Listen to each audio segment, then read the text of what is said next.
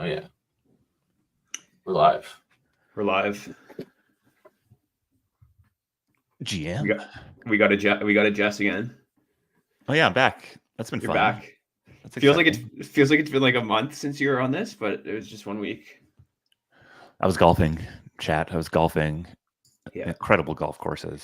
It was. Whew. You actually got called out. I think when we were talking to Lucas last week, he was like, "Oh, is Jess not here today?" He was like, "He's golfing, isn't he?" And I was like, "Yep." I was literally golfing. I think I hit one of my best shots of all year. It was probably right when I can just feel it was probably when Lucas was judging me. It was 169 yards out. I mean, what an incredible yardage. Little 6-iron to within a foot of the pin. I mean, that keeps me coming back because I didn't play well on Sunday. It was not a fun round. But I'm back. It was a cold round. We had a team offsite. I flew down a day early. Jess and I golfed in apparently deserts get cold. Who knew?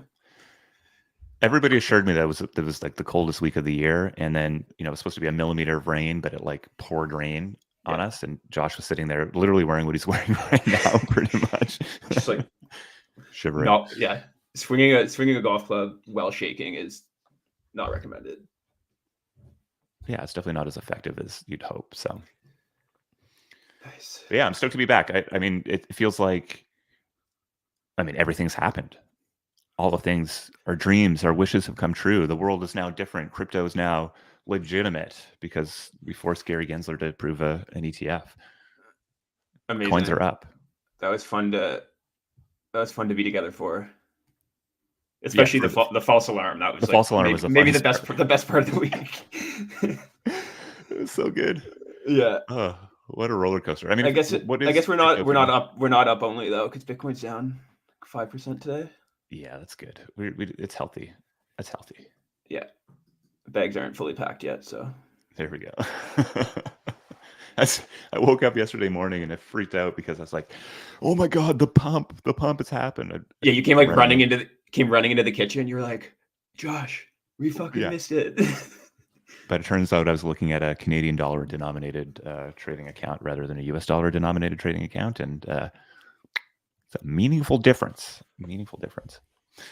Anyways, man, you've packed this with all sorts of fun stuff, and you've managed to avoid just the weekly tropes that everybody's already talked about too much already. So we get into the weeds here again, and it feels fun. Should we do it? Let's do it. Peace.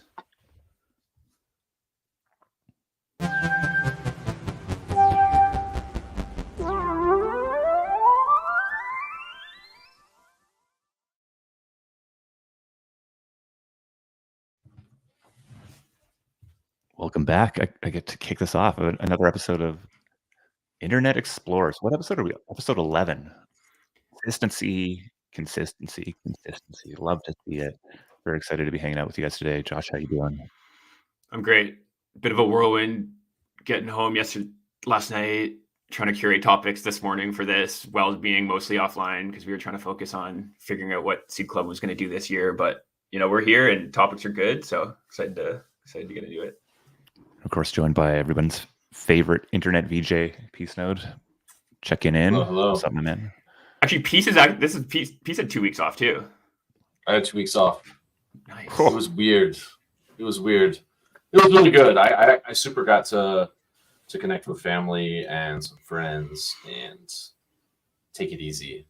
I even had 2 days actually off, and I just piled out and watched cartoons. It was fantastic.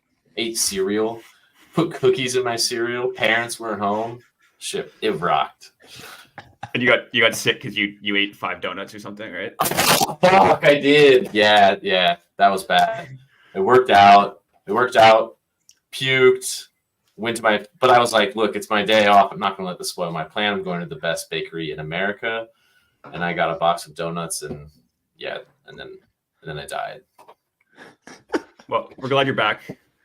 Thank you. I'm glad you made the most of your time off. That sounds like the right way to do it. Eating donuts following Larry and Barry? You kidding me? Couldn't be better. Big week. Yeah. Week equals big. What a tweet. All right. Okay, sick. Should we jump in? Let's do it. Nice. I guess, if you're watching, reminder, right? If you're watching on YouTube, we're streaming to LinkedIn still. If you're watching on LinkedIn, the place God to help be, you. the place to, God help you, the place to watch this is live.seedclub.xyz. It's where the cozy vibes are. It's where the cool people are hanging out. So come through there if you want to hang out for the next hour. But sick. Yeah. So the first topic I pulled in for this week is kind of inspired by a thread that Chris F actually dropped, who is a great follow. I love this guy and his threads. I think this is one I like kind of disagreed with, which is rare. So excited to dig into it. But yeah, basically he dropped this thread highlighting just like the challenges of building in consumer crypto and why he wouldn't build in a space as a founder right now. And I very much agree with most of the challenges he outlines. I think he talks about market size being small, crypto users being mercenary, hard to kind of balance the financial incentives with other forms of motivation. There's a ton of noise, like all the stuff we very intimately know and love. But I guess I just like completely disagree with his conclusion that this makes it not a good time to be here or build here. Like it's, in my mind, like that's exactly why it's an incredible time to build here. Like there's this fundamental platform shift happening, with digital value, objects, applications, and eventually much more moves onto blockchain rails. And of course, this transition has a ton of uncertainty because of how early we are in it. But it's also why there's so much opportunity, right? Like very little has actually been built yet that makes this new technology useful to the average person. But we're all here because we believe it's inevitable. So yeah, I guess like do you take the uncertainty of a platform shift or the like over competition hyper saturation of Web 2? I don't know. Pretty easy decision for me. Yeah, I mean, so Chris is really early into NFTs. I think he's a member of Flamingo DAO, but most notably, he was a co-founder of Mint Mobile with Ryan Reynolds, and building in the mobile space through the last 5-10 years. I don't know exactly how long, but they sold out recently, and so definitely has a ton of credibility. He's been in the trenches, has built this, and yeah, shout out. His threads are. I have to bookmark them and come back when I'm in the right mental space to do it because I need to figure out what the hell he's actually talking about most of the time. But he's a great follow, so shout out Chris. I think that it is interesting to see though, like it's almost like we need to take thoughts or advice like this through the lens of who that person is and where they are in their life, in their career. And Chris has built it and done it and is there. And so like the risk reward calculus is very different for somebody like him than it is for, I think, a young person coming out of university or trying to build their career right now. And I think it would be, he sort of sets up this idea of a consumer founder as being a type of person, right? And that crypto needs these consumer founders. So maybe Nikita Bear being the example of a consumer founder, somebody's just able to use social platforms effectively and build really compelling products. But I think, yeah, the response post to this is sort of the myth of the consumer founder. I don't think that that's who we need to have come in here, and that's not who builds in nascent platform shifts and new models. It's people who feel left out of or unable to compete in or have some other weird itch to go scratch. And consumer founders, I think, as you find them here, are people who come in later. And so yes, definitely, if you want to go build something that's going to reach tens of millions of people and be Facebook scale in a year or two, like maybe crypto's not the place for it there. Though I think there's still, I don't know if I would totally take the other side of that bet. But I think what we see is, native crypto folks come up who are excited about these new tools and are at the stage of trying to figure out these new business models that can really turn these sort of ideas into big, meaningful businesses. And I think, it's insane to think that we're not in a strong position today compared to where we've been. Now, is there a lot of room to run? 100%, but that's opportunity, baby. That's exactly. If you want to be at the edges of something new, this is the exact type of uncertainty and risk that you need to be comfortable playing with. It's the same type of stuff that happened back in the early 90s around the internet. It's the same type of stuff that happened around the early social media. Like, very notable differences. The mercenary piece is definitely a new complication that exists there, but it comes with a ton of new benefits as well. So I think you framed it well in our chat where you're like, do you want to come deal with the uncertainty here, or do you want to deal with the congestion that exists in Web2? And frankly, for the longest time, VCs looked at social and consumer as just very difficult to back in the traditional financial system or startup system, right? It was owned by Facebook, owned by these big networks. There's not a lot of room. Why would I go take that risk? And so I think crypto blows that wide open, and it's why I'm very proud to be hanging out with the 100 plus smart people that we get to work with at Seed Club, and very confident that they're going to be building some things that impact the world in a big way. Yeah, I love that point of like the types of founders that are here and the types of founders that he likely has in his mind when he's writing this. And I think also somewhere in the thread he mentions switching costs. Like the switching costs aren't like the benefits are like don't outweigh the switching costs. And I think most of the stuff that we really see as like consumer crypto products, like you couldn't possibly build this thing in Web 2. So switching costs just isn't even like a concept that makes sense. And I think maybe the last point here is just like the size of the market. Like I think so much of what excites us about crypto is we have different business models that allow you to, build useful, valuable things around smaller numbers of people. Like you don't need to have, millions of people using your product to, run ads against it and monetize it, right? Like you can build things that have a ton of value flowing through it with, the 10,000 like very obsessed online affluent people that are here ready to touch your thing. So yeah, like the thread, it was a good kind of like reality check, like reminder of how weird and hard this shit is, but just made me more excited, I think. Agreed. Shout out to Chris. I mean, I love these things that just kind of like really force you to be more sharp in your thinking, and so Chris is good for that. No doubt. Okay, sick. Let's jump over to very much like the other side of this. I just can I continue. I don't know. I don't know any of the Z Prime guys, but I just continue to love everything they put out. So hopefully I'll get to chat with them one day. You may know them, Jess, but yeah, they dropped another great post this week, just really like making the case for people to stop hating speculation focused products. Like I think, we've long been in this camp, but they really, I guess they set the stage for like how important speculation is to innovation, how kind of greed and, desire to make it at kind of the individual level, very often like bubbles up to very useful societal, properties at like the societal level. And I think the same can be true at like the product level as well. So anyways, wrote this great article. Basically, their point is the majority of physical objects, have had digital representations for years, and these are now moving onto blockchains alongside, a proliferation of new digital native objects. And, this is really just like exploding the ease and speed that we can speculate on anything and everything. And that this just really should not be taken as a blanket bad thing, right? Like, of course, there are downsides. Yeah, as I was just saying, kind of the greed and desire for wealth status at the individual level ultimately scales like innovation and quality of life improvements and job creation and taxes and, all this stuff that we like, are just strong kind of societal benefits. And then I think, you can look at the same at the product level, right? Like take prediction markets, for example, the just like deep desire to make money at the individual level, like incentivizes this person to, a person to search for signal among this like deep sea of noise. And then when hundreds or thousands of people do this, you end up with this great approximation of the odds of an outcome. And, the opinions of an individual journalist are just like dramatically less truthful in comparison. So there's like this very useful use case of speculations, right? And I think, even meme coins are another example where, memes are they're the language of the internet, right? And memes are just incredibly useful for coordination and communication.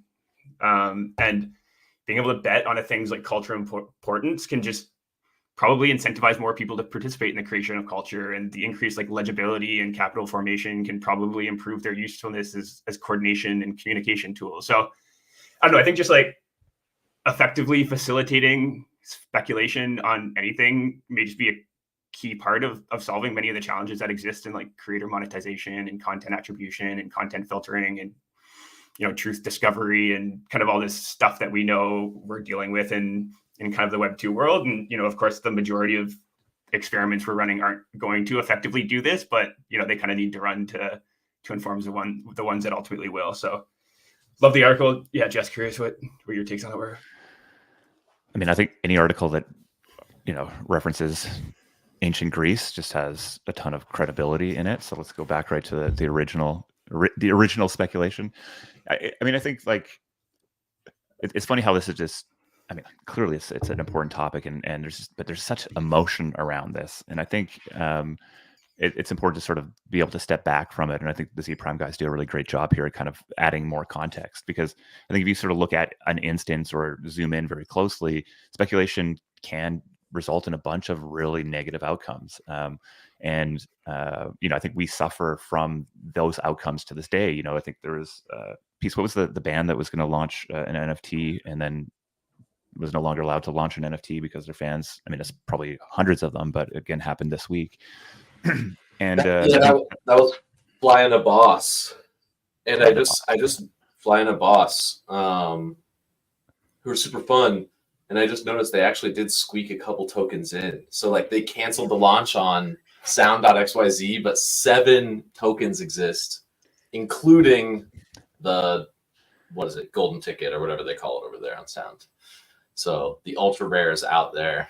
It's great. Ooh, there we go. So look out. But I mean, like the big barrier I think we have as a space is breaking through just the pure absurdity of speculation and into something that people can really sink their teeth in and see long-term value out of. And so, we spent a bunch of time talking about meme coins here recently, and while I'm also very pro meme coin, I think the reality is it's a very zero-sum game that people are playing there, and that as much as people win, people lose, and that isn't really like the ultimate manifestation of this. But I think if we think that we can kind of get to that ultimate manifestation without going through speculation, I mean, it feels like we're playing this game with our 2 hands tied behind our back, maybe than just one. If we're trying to, if the world is really about hacking attention, or if that is truly the valuable resource, which I think many folks have written about, and many projects are built upon.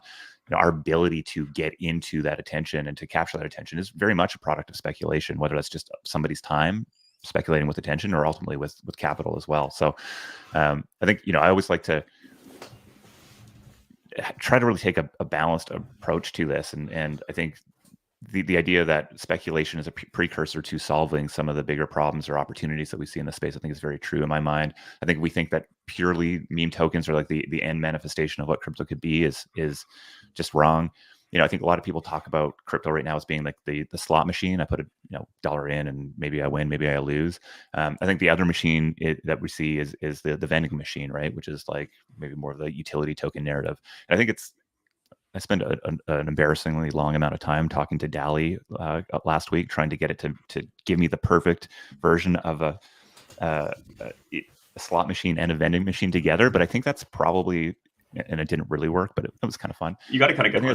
It was a kind of good one. Yeah. I think like these things coming together is ultimately what blockchains kind of enable. So I have 2 things that I think I have non-consensus takes on. One, I think cults are good, but I think maybe I have a bit of a different definition of cults. And I think speculation is good, but I do have a more nuanced view of speculation, and it is not the end goal. It is just sort of the beginning to it. And so, specifically what I look for there, what are the new mechanisms that are emerging as, these sort of cycles merge on that take that attention and take that speculative interest and can turn it into more long-term value. And I think that's like the big opportunity for anybody building in the space is either to go build one of those things or to be an early adopter of one of those things. And if you, I think, look back at the history of crypto, you'll see that so much of the many of the things that are new and exciting and actually maintain have really been born out of one of these new mechanisms that have emerged. We spent a lot of time talking about protocol rewards recently. I think that's a big one that we're really interested in right now. Meme tokens being another. Pro speculation, and I think posts like this are great because so much of the discourse on Twitter and even Farcaster around speculation good, speculation bad, we're talking to echo chambers and not having those more nuanced conversations. And so diving in a little bit deeper is I think really important here. Yeah, totally. And I think even just seeing how, Friend Tech ran this experiment that clearly wasn't, or in its current form at least, the right thing, but the amount of experimentation that it then informed that were like meaningful, kind of improvements or at least like changes to kind of this like underlying mechanic that clearly had some legs in some way. I think like that's how we're going to get there, right? It's just like these big step change experiments that open people's mind to some new user behavior or way to price something that couldn't previously be priced, and then kind of leverage that into. And shout out prediction markets, man. Like Polymarket was the place to check to see what was happening with the Bitcoin ETF. It was by far the best place, and it was correct. And I think we've seen it's that has been I mean, what, 4 or 5 years, if not longer, that product has been in development. Of course, there were examples before that, but I think it's a great example of sort of leveraging speculation into things that maybe takes longer than you want, but into mechanics here that ultimately are valuable businesses, both for the users and ultimately for the protocol as well. Yeah, 100%. Yeah, it was cool going there, seeing what, like 90%, 90 cent yes or whatever, 90% chance it got approved without hearing any news, right, or seeing anything. It was like clearly somebody here knows something and they're putting money behind it, so it's probably right. And I think, I don't know, it's going to be a big year for news, right? U.S. election cycles, Taiwanese election cycles. We got all more sorts of crypto wars stuff. happening. We'll see, right? Yeah. You were on the right side of that prediction market, right? You walked away with a couple pennies from that? No, of course not. I don't bet on favorites. I don't ever bet on favorites. Yeah. I'm an underdog guy. I'm an underdog guy. Yeah. Nice, cool. Yeah, they also in that article dropped, I think, a handful of projects they interested in. A couple of them I hadn't heard of before that I think are just poking at interesting speculative mechanics there. So recommend checking those out. All right, Peace, nice. Can we catch up our blue box on the side? We're behind. We'll move one more forward here. I mean, this is pure absurdity. I love it. Yeah, this is absurdity, but in like a pretty cool way. So I was actually, So Notcoin is this interesting experiment that's basically like they're focused on trying to onboard people into crypto and specifically onto Ton through this very like simple Telegram based game. It was cool. I found, and I can share it after, found the video of the builder announcing it. So got to kind of tap into like the thinking behind it and why he was doing it. But basically like they're just trying to build the craziest simple game that you don't need a wallet for, you don't need gas tokens for, you don't need literally anything up front or even any understanding of crypto that, can attract as many people as possible that they can then kind of, fairly distribute a token through, which then the token will show up in these people's wallets. There will be some value there. And then they're kind of heavily incentivized to go figure out what to do with them. So basically like what this game is you literally just tap, you open up the Telegram app and you tap a coin to mine Notcoin. Like you literally just tap it. And the more you tap, the more Notcoin you get. And, you can buy boosts and form squads. And I think they're kind of constantly adding stuff to make the game a bit more fun. But like the core of it is literally just tapping the coin. And their numbers are crazy right now. So I think I checked just before this and they had 8.8 million total players, 2.7 million daily active users. And, of course, it's always hard to know how many uniques there are. But interestingly, like in this game, the incentives are actually to do everything under one account because your earning potential grows as you progress. So I think it's definitely like a huge number underlying this. So I don't know. It's worth playing with. I think I don't know a ton about Ton, but could kind of see this becoming a leading meme coin on the network because of just how widely it's being distributed. Like if there's genuinely 8.8 million players or something even close to that, like that's a token going to in a lot of people's hands. The story of it onboarding millions onto this network will probably be pretty powerful, and I'm sure they'll have some like ongoing gameplay and stuff to like continue driving attention. So yeah, worth checking out just because of how funny and simple it is, but also like who knows what's gonna happen next. Just tapping the button. You explained it to me and I was like, what? And then you showed it to me and you just sat there at dinner tapping this thing. And then we team tapped it for a little while. That was kind of fun. I mean, it's interesting, right? Because it's a new distribution metric. It made me think of was it the Mischief or the Mr. Beast game where like you had to hold your finger on the phone for the longest time and you could sort of win and stuff like. So it's kind of some fun angles to kind of get into there. But it's really, I mean, we talk a lot about just the and have on the stream already, right? Talked about the value of attention. Like somebody sitting there and tapping a button is like maybe the dumbest form of attention, but ultimately it is attention. And I'm sure there are a million ways to game it. I already see the phone farms out there that are just tapping with, rubber hands all the time, et cetera. I'm sure, exist as well. But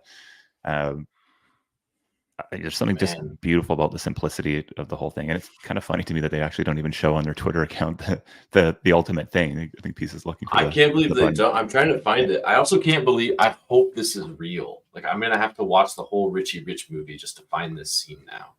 But I think they got this logo from, is this a money gun or like, what is this? It's some Richie Rich invention that they're like, no, fuck it, that's good enough. Like, run it. That's our logo. I hope it's not just AI. Who can say these days? But that's great. I mean, just look at the scale of reach and distribution you can get for something super simple, right? It's like the pure manifestation of speculative token incentives, and actually, well, we'll see. I mean, I think I'm going to go tap a button just because I want to see what happens when a token is launched this way. And I think, in our other travels, we see, there's a really rich, I guess, ecosystem of builders that are coming at it from really simple gameplay mechanics right now that I think are definitely worthwhile paying attention to. I think there'll be a couple launching in the next week or so. So if you're not in our test flight club, just make sure you drop an application there. We're continuing to expand that. I know there's probably a bunch of people on the list still, but early access to some of these fun things. I don't know if I would. I think also just like, shouldn't underestimate the power of like a bit of an airdrop to just give people some play money to come and like really explore the space, right? Like I think early bull market, like I think the bankless airdrop, like a lot of people were subscribed to their newsletter that maybe hadn't like fully onboarded the space. They launched bank, a bunch of people suddenly had like a couple $1,000 to go explore like DeFi with. And then suddenly you get hooked, right? Like you need to touch this stuff and like really feel why it's different to understand. Right. So I think, even if it's $100 into tons of people's wallets, like that's enough to go do some stuff with. Yeah. And doing it in a way where you're actually not having to sign up for an onboard and bridge and everything. It really expands the service area for who can come and participate. Yeah. So, I mean, that's my bull case for the bull market isn't ETF. It's the fact that there are a whole bunch of teams out there who've been sitting on token launches for the last little while, waiting for new energy to come back in the space, who, once the Jito airdrop happened, are like, okay, now we got to go. And so, crypto's magical ability to create value out of nothing is, that's probably biggest strength. And I think we're going to be coming into a pretty juicy area here in the next little while. Great timing. Peace just casually staking on EtherFi right now. Got to get those points. Yeah. I'm trying to get some points here. We're going Eigen. You said you just push buttons to make money. I was like, I'm going to go restake on the Eigen layer for exactly that. Go push some buttons. Hey, EtherFi is great because you get two points, two types of points, not just one. Let's go. All the points. Is that true? Okay. So what did I just do? I have no idea. Well, you got to go to the app. So go to stake and then go to your portfolio. Nice. Oh, and baby. You'll start to see your EtherFi loyalty points go up and your Eigen layer loyalty points go up and points go up. And I mean, for builders that are looking at how to go leverage points and maybe build a bit of a viral loop, these restaking and definitely in the Solana ecosystem as well, they've really got some interesting user flows there. I don't think I've ever had a desire to give. I mean, I'm like, points. Are they really that? I like tokens more than points, but I gave them my email just so I could get some extra points in EtherFi. Like, of course I did. It works. So EtherFi, this is one button restaking. So I'm staked and restaked right now. Yeah, so they stake it on Eigenlayer. Depending on what you stake, the pools on Eigenlayer may be full, or they were last time I checked on it. So they seem to be opening that up on a regular basis. But so it might be the only reason you don't get it right away. But yeah, that's how she works. Chill. Not financial advice. We don't have any involvement in EtherFi. There's I think the fear here is that there's smart contract risk on these things, etc. So just disclaimer, but I'm farming. True. I have no idea. I have no idea what I'm doing. But this is like, with Eigenlayer, can't you Can't you like restake your Not yet. ST ETH? Oh, you can't. You can't stake don't your believe ST ETH. Yeah, your ETH. I think it's ETH. Only ETH. It's like liquid. It's liquid restaking, right? So you. Oh yeah. You Is restake, get a liquid token. I don't think EigenLayer has a liquid, No, like restaking token. So that's the benefit of doing it through this. Got you.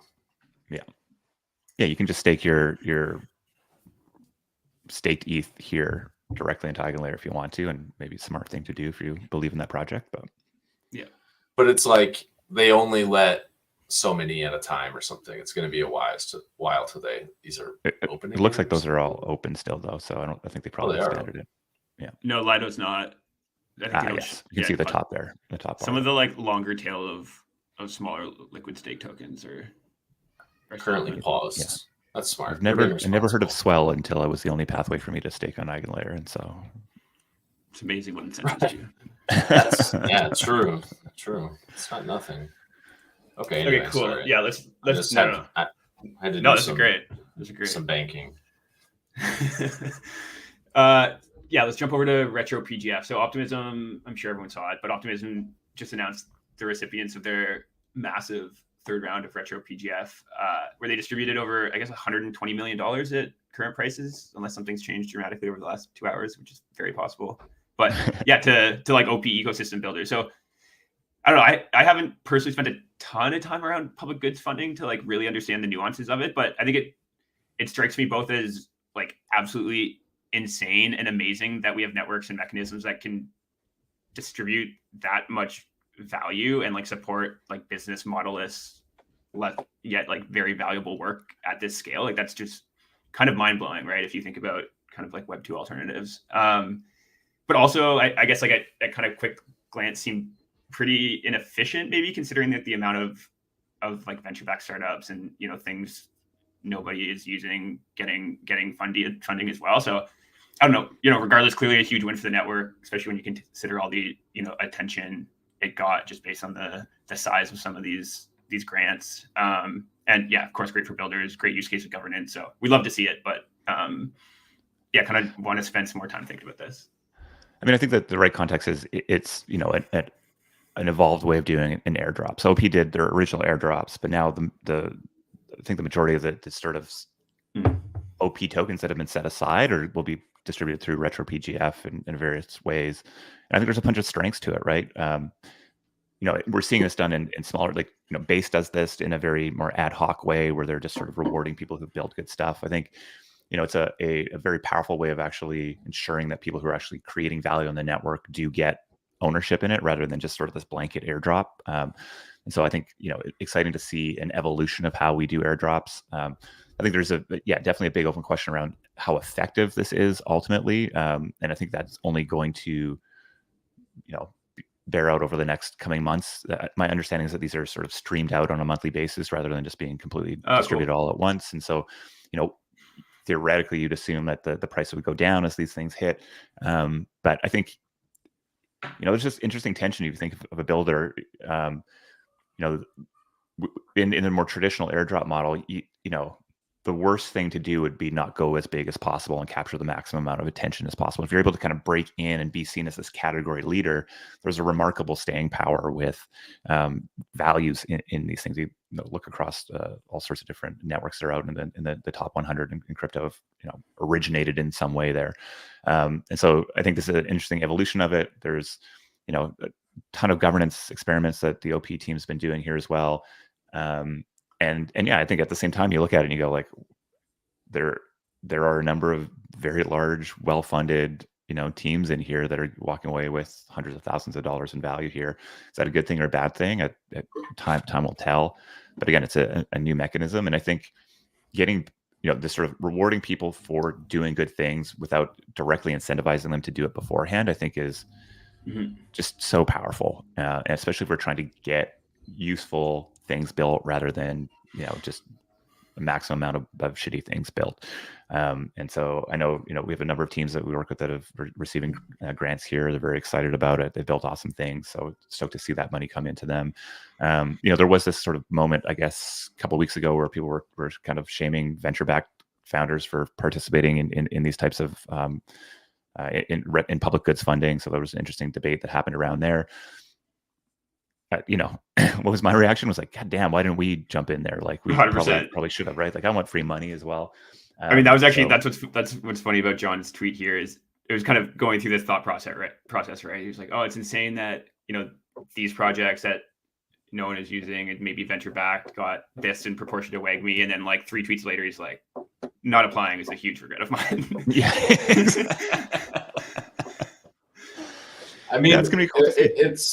It's interesting. I mean, I think that also just it is public goods funding, but I think Optimism was running their BD that way.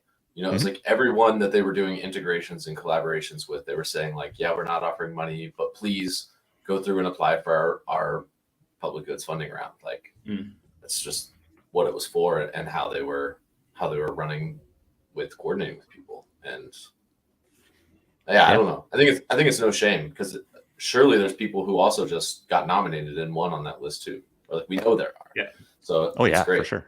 It's honestly, I feel like they would just be better off just not calling it public goods funding and calling it like ecosystem funding or something, and then people aren't going to worry about venture-backed projects applying. And but it was cool. I saw a bunch of tweets from I think like doing dashboard builders or even like Zach. I'm gonna get whatever. Just being like just knowing about the existence of this thing kind of like gave me permission to like spend more time on this side project of mine that I wanted to do, but it's harder to justify kind of among other options. So I think, great to see that. I think Kofi, exactly. Free money to grow crypto, like let's go.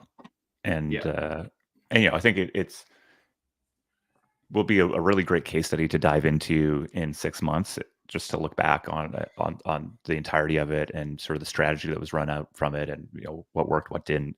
And I still think that there's just so much room to run in doing airdrops and distributions better. And, some of the most interesting experiments, I think, over the last couple of years have been really around how to be more effective at giving value to people who are creating value in a network. It's still a very difficult thing to do. So I love seeing these projects and experiments in the wild. No doubt. All right, cool. Let's jump over to Barachain. Jess, you shared this one with me. I'm happy to like set it up if you want, but also happy to let you just like jam on what you found interesting about it. Yeah, so I had the pleasure of meeting some of the Barachain team a while back, and I think it started off as like an NFT project, and then got some funding, and then they're building out a EVM L2, L1. I guess it's an L1 in the Cosmos ecosystem. And for me, it really stood out as just like, I mean, these guys are weird in just the way I like it. They're all bears on Twitter, and there's this like clear, deep belief and community that they've built there, and they were able to harness that attention to really innovate and drive something new forward. And so I think their testnet went live, and they dropped their token model. I haven't done a deep dive on it in the way that I would love to, but I think David Phelps had a good tweet that kind of broke it down a bit. I think they have these two different types of tokens. One that you can stake to secure the network and pay sort of gas fees on the network, and the others is I think just one that you actually, I think one you earn from staking in the network, and represents governance. So separating governance from sort of the gas, I guess, token seems really interesting. There's some sort of trade-offs you have to make as a participant in that network on what you actually believe in, and where you kind of want to see your value accrue. And so you can't stake your liquidity and use it too, and governance can't be bought. It can only be earned. And so there's another example of just a new mechanism that I think, I mean, we'll see how it plays out, but this is the type of stuff that gets me excited. And immediately I start thinking about, okay, well, how would this change how I'm approaching things as a builder in the space? Like what new doors does this open? I don't have any big insights there yet, but I mean, just shout out to the team for doing some cool things. No, I mean, I think even in the context of DAOs or even like social DAOs, it's interesting, right? If you have, I think I just love, again, seeing like the success of meme coins. It's like, they're just so powerful in the, I guess, just like the fluidity of them. And, you don't have to make any like hard kind of promises in them, but there's still this like very strong rallying point for community. So it's kind of cool to think about like, a dual token model for social DAOs that are kind of a token that's kind of more like meme-y and meme focused. It's kind of this like rallying, maybe there's some like, cool games or something or or mechanisms within the network that you can do with that. But then also like these kind of having a more like kind of narrow core contributions that you can do to actually like earn governance. So I think, yeah, and there's something about so you can only earn, I think PCB just scan up there a little bit. So you earn BGT from staking, so securing the network, and you can transfer that into Bera, which is the liquid token. So BGT being non-transferable, also having governance rights, but Bera being transferable and liquid. I think another really cool thing is staking in Bera is actually also providing liquidity to their like native DeFi products. So it like assuming it all works, and I haven't gone deep enough, nor am I enough of an expert to know, but staking, like there's an improved capital efficiency in staking, because you're not just staking to secure the network, you're staking to secure the network and provide liquidity to all of these like native DeFi products that they're building and others can tap into. So yeah, a lot of, I don't know, definitely worth checking out. I think the more I kind of clicked around, just the more like meme infused it was, and like the kind of genesis story is I think the NFT project was like a rebasing NFT project. So they would rebase the NFT project by launching new collections kind of based on the original ones. So anyways, just like a bunch of really interesting stuff. I'm sure, I don't know, I think it has a lot of attention. A lot of people talk about it. I think it's definitely one that's worth playing around with to get a better sense of and get a, I don't know. Look how much juice those docs have too. Look at those. Those are some docs. It gets complicated. It gets complicated in a hurry, but I don't know. At the surface level, it seems cool. Yeah, doing a dual token model in a way that feels simple and easy to understand is no small feat. So, no doubt. Nice. Okay, let's jump over to So requests for startups. So I saw a handful of requests for startups come over out of the last few days. I think Alliance dropped one, Variant dropped one, maybe a few others dropped one, and I don't know. I just felt like it was a good opportunity for us to maybe jam and share a few of ours that we have. I think, the thing that always hits me with most of these is just like how like kind of boring they are, and like uninterested. It's like, crypto payments, like sick, great, of course, like that needs to happen. It's a core use case, but I don't know. I think we like thinking about the kind of weirdest shit we could possibly come up with on this new tech. So just want to kind of create some space for us to maybe share some weird ideas we have. Peace. I know you're sitting on some, so I don't know who wants to kick it off or what are some of the, can we just scroll through some of these ones? I haven't actually looked at this. So we have real world assets, collateralized lending, exciting, prediction markets. Ooh, here we go. Privacy DeFi. I mean, yeah, it's like this is like I can't hang. The Luna sting. Shit, man. I mean, the whole thing. I mean, I don't know. It just doesn't make sense to me. I don't know. I don't understand debt. Won't pretend to. I don't earn that many points on my credit card. I probably could be earning more, but you know what? I just pay it off at the end of the month. Count my blessings. And don't understand why anyone wants under collateralized lending on volatile assets. I don't get it.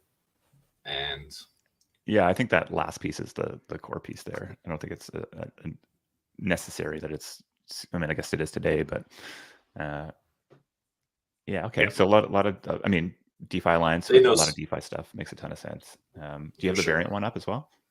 Fully on-chain games. All right, we get into some non-financial. They have some better ones at the bottom. They know something I don't. So ooh, personal tokens. Yeah, here we're into our world here. I love seeing 10K PFPs here. Yeah, I love it. Same. It's an awesome. Is dead. Yeah, it's great. DAO's Digital Nations. All right, this is cool. Cabin. Yeah, shout out to the Alliance team for putting this out. I think I'm excited to do one of these, Josh. I think we should do one as well. Yeah, we should for sure. Yeah.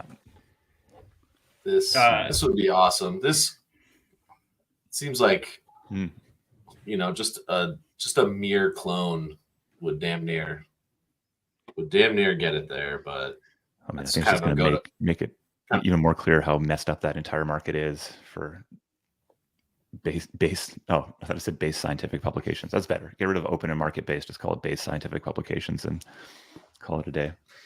Yeah. Battling AI deepfakes. Yeah. A lot of Definitely juice there. noticed. Love to see A lot it. of yeah, it's pretty extensive, honestly.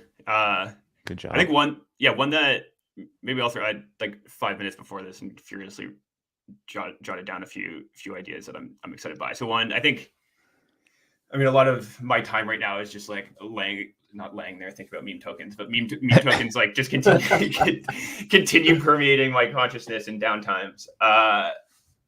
And I think like two ideas that I'm really interested kind of within the meme coin world is just like one that's just I don't know, just like a better design or like a holistic meme coin trading product that just kind of eliminates the need to just go through all these like janky steps to participate. So I think there's like a really interesting opportunity just building a product that like maybe lightly curates coins, make sure there's no rugs, has like global friends leaderboards, kind of shows feeds of memes associated with tokens, and generally just like demystifies their participation for wider audiences. Like I think kind of like a more of like a social kind of Robinhood like thing for meme coins could be interesting if you do it in the right way. And I think that's the second meme coin thing that I just continue thinking about is like using meme coins as more of like social primitives or as like primitives to build products on top of. So one of them that keeps coming up is like a product for sports fans where you're like competing against other teams' fans to have the most valuable memes coins. Like if there's a Leafs meme coin or even like specific players or just like kind of this like social sports fan product where that's kind of the core of the experience. And I think that there are opportunities for that in like so many different verticals, right? Like, an app for new music discovery using artist meme coins as a core mechanic instead of like worrying about music NFTs and kind of getting all like serious about that, right? You can just use the, an up and coming artist meme coin to look at this. Variant has attention betting apps talking about the exact thing that you're talking about here. Do they? Yeah. Top creators like Mr. Beast create videos with views that rival the eyeballs of NFL games, fantasy games, or betting. And betting already exists around sports, but now social media and players of the great online game, shout out to Packy, are large enough to have their own betting and prediction marketplaces. Think of sports betting for social media on crypto rails. Like, heck yes. I mean, you see like the Unlonely Team and the dating show that they put on, it's kind of had prediction markets in on who would win and what would choose. Like, it's just a fun thing to be a part of. It has social context that maybe doesn't that has a very, very focused social context. It's there for either in the instance of a game or in a stream. I'm very happy that stream is offline because Brian is unhinged and clearly did it hit 0.0001 ETH? I thought it was 0.0003 ETH, and then so he probably need to go to bed. But but it's fun, and you start to see how you can bring in a bunch of the UX really makes being there fun. If you buy one of these tokens, there's a bunch of shit that pops up, etc. So yeah, I agree. I think that's a super interesting thread. Yeah, I think maybe the last one that I liked, and we've talked about it a few times because 0x Designer tweets about them, and I think you push back on them and whatever. We've kind of been like teasing out the idea of like everything apps, anything apps. So I don't know. I would like to see some people trying variations of them just to like see what happens. So I think one example that comes to mind is like I think like the interesting opportunity is to have like a really well branded kind of like memetic product that is targeting like a very specific type of user and like bundling the things that they would want to do. So I think like just think about like Boys Club as an example. It's like imagine like a Boys Club app that like curates the DeFi protocols and on-chain games and on-chain media for their like very kind of like specifically defined community with like the Boys Club vibes intact and infused throughout. Like I think that would just be really interesting to see what the adoption would be like. Yeah, I feel the more that 0x Designer tweets about everything apps, the less I have a remote clue what the hell he's talking about or what his definition is for everything apps. So yeah, but I do think like what we do see is, if you're looking at DeFi, you see these sort of very vertical or focused type of products that are now moving horizontal. And I think a deep belief I have is that really like the core competitive edge in the space is brand, right? It's attention. And so if you're able to go, and I think this is like the bull case for social DAOs or networks that have captured mimetic value, is that if you have that attention, you can start to expand the services and offerings and bring in new revenue opportunities from it. I think Bonk is a great example of this. Like to most, Bonk is just this wild meme coin, but if you look underneath the the hood, like there's a bunch of DeFi tools and trading bots and stuff that's driving real revenue to it as well. And so, I expect we'll see that happen more and more. And it's really, the natural, in a world where you can fork and and everything's composable, like repackaging, it's sort of this unbundled world right now. Rebundling those up for a specific user, I think, is just a huge opportunity. Yeah. All value is going to flow to the like sources of attention or the aggregators of attention, right? So at some point when you're big enough, it's gonna make a lot of sense to do this. And I think what BonkBot's kind of pushing on, like the buying back of Bond or Bonk or burning of Bonk as the revenues come through, is a really interesting mechanic that, like, if a community is rallying around this core token, it's a core selling point, and you can kind of use the usage of your products, as a way to pump the price or pretty powerful. Sustain the value of the Sustain the value. Does Peace have some ideas? He must. Dude, well, I just straight up I got a vision of the Everything app. It's so straightforward. It's so easy. I can't wait. I'm going to try and bang it out by next week. We'll see. No, I'm just kidding. But you had me excited there for a second. I really do, but I don't know if I'll have it done next week. And it really is so straightforward, and I really am excited about this idea design. But here, I had a call for a startup the other day because everyone got excited about the Rabbit 1. Oh yeah, you got very excited about it. Every time I looked over this week, you had it on your phone and you're just staring at it. Yeah, but I don't think that it does what I want it to do. But so my call to startups, because I'm just not gonna be able to do this, tragically, don't have the know-how, and we're focused on some other things here. But it's an AI hardware device that's just a damn hard wallet, and hooks into an app similar to DexScreen and utilizes a trading bot UI like Unibot or Soul Trading Bot, but basically allows me to keep master keys that are just unscathed by contract interaction, generates disposable private keys, manages all the transfers between those accounts whenever I want to open a trade. And also it needs to come with a token like Bonk or whatever they want to call it. We could call it like Rabbit token 10 ENU. And I would hella invest immediately. I just think it's so funny. Like what was the thing like? This is a good question. Why does it need AI? It straight up might not need AI, but it would be cool if I had this thing on my hip that I could talk to like Siri. I think the interesting thing that Rabbit did was they sort of coined this term, a large action model, right? So instead of just totally. It learns how to do specific actions, and so I think that's maybe the argument there. Whether that's AI or not, I don't know. Piece the thought of you just walking around with like a Walkman looking like meme coin trading device is just the perfect image. So I pictured one of those sort of trucker gamer headsets that he wears. It just plugs right in, and it needs wires to it for some reason. Of course it does.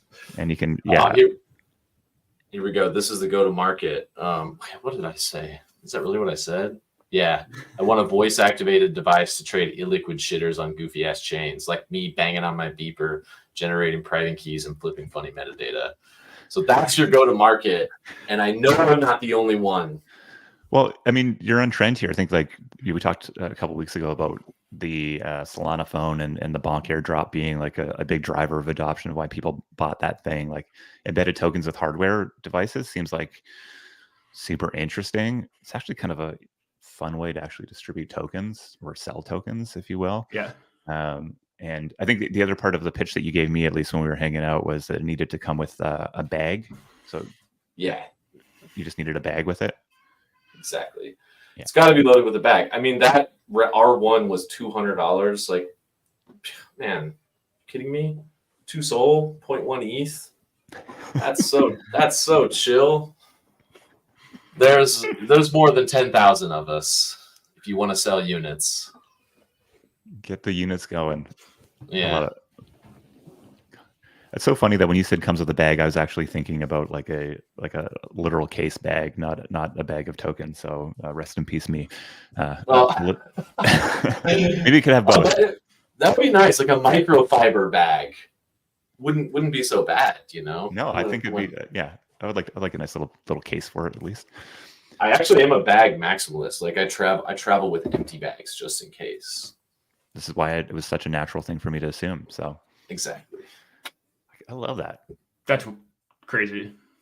I'm getting excited. I'm standing up right now.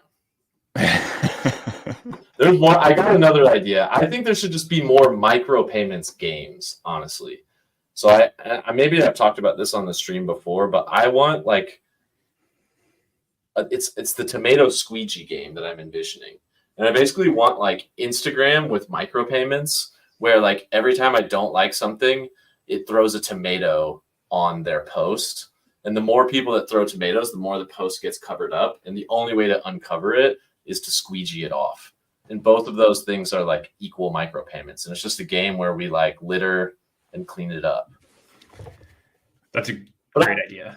You know, we need to get that into like Patrick's hands or something. I'm sure they could do like a cool variation of that for a drop.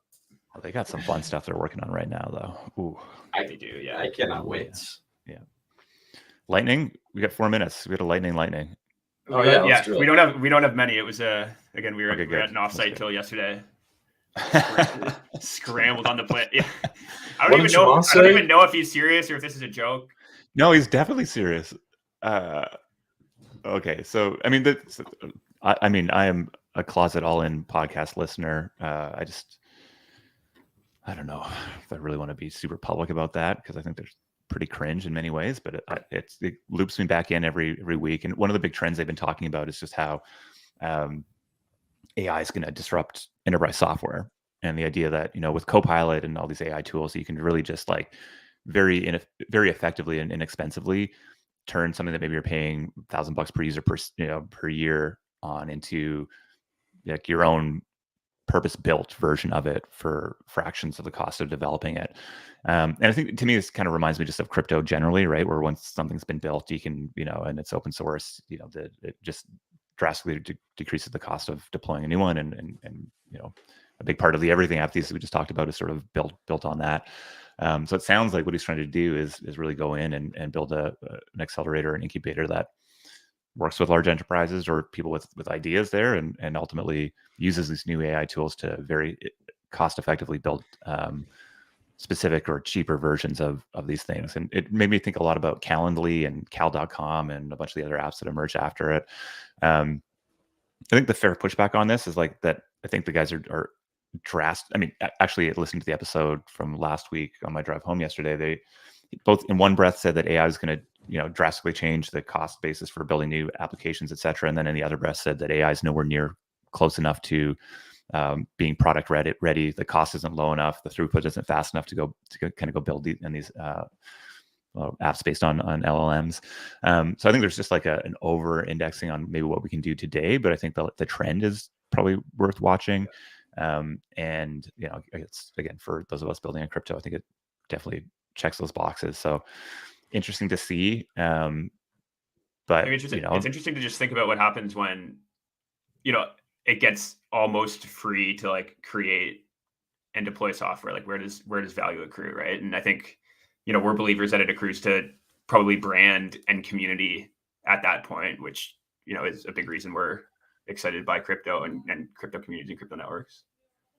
Yeah, I think I would pay close attention to the best programmers and understand how they're using these tools right now. And I've talked to a number over the last little while, really exceptional builders who are very doubtful about the value of sort of Copilot and sort of these tools to their coding environments. But I think for many others, it's been a pretty clear unlock. And I think that's maybe the right way to look at it. Is it's AI right now, especially as it comes to product development, is really expanding the capabilities of like the juicy middle of developers, and clearly a lot of reasons why that could have a big impact on startups, on development, go to market, the economy generally. So yeah, interesting to see. And hopefully it means less funding for copycat SaaS products and more for novel, weird internet experiments that are socially and culturally motivated.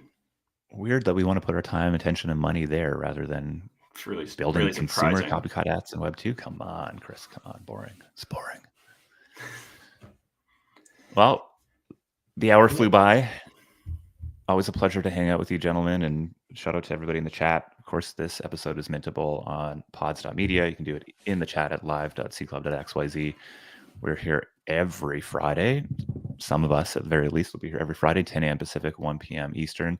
We just did an offsite, and a big topic of conversation was what do we want to do with Internet Explorers? It's been incredibly fun to run this thing, and we have some fun things planned for the next quarter or two that come out on that. But deep love and appreciation for everybody who comes and hangs out with us here, and excited to see you again next week. Happy Friday. Happy Friday.